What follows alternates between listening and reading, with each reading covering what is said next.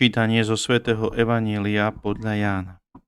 Keď Ježiš sedel za stolom so svojimi učeníkmi, zachvel sa v duchu a vyhlásil: Veru, veru, hovorím vám, jeden z vás ma zradí. Učeníci sa pozerali jeden na druhého v rozpakoch, o kom to hovorí. Jeden z jeho učeníkov, ten, ktorého Ježiš miloval, bol celkom pri Ježišovej hrudi. Jemu dal Šimon Peter znak, aby sa opýtal, kto je to, o kom hovorí. On sa naklonil k Ježišovej hrudi a spýtal sa: Pane, kto je to? Ježiš odpovedal: Ten, komu podám namočenú smytku. Namočil smytku chleba a dal ju Judášovi, synovi Šimona Iškariotského. A hneď po tejto smytke vošiel do neho Satan.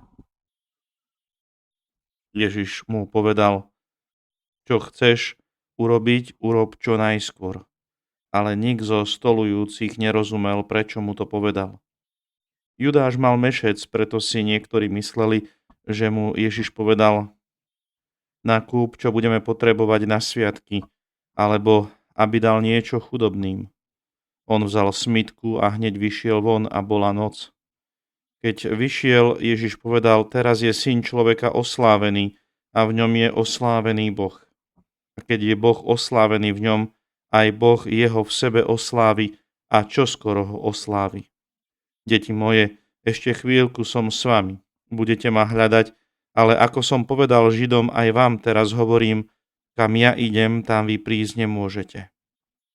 Šimon Peter sa ho opýtal: Pane, kam ideš? Ježiš odvetil: Kam ja idem, tam teraz za mnou ísť nemôžeš, no pôjdeš za mnou neskôr.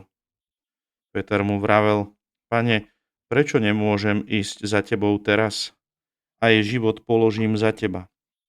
Ježiš odpovedal: Aj život položíš za mňa? Veru, veru, hovorím ti, nezaspieva kohút, kým ma 3 razy nezaprieš. Počuli sme slovo Pánovo.